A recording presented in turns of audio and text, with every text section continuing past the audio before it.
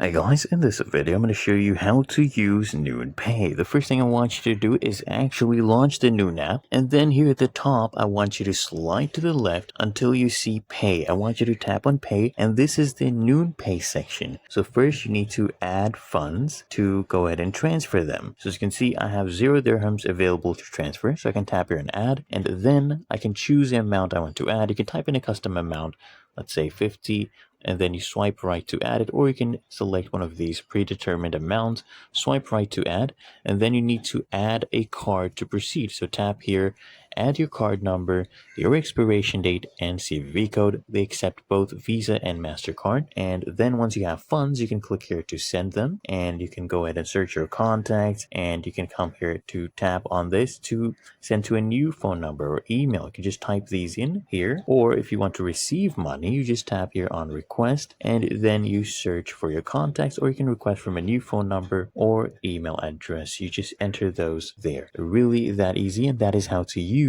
Noon Pay.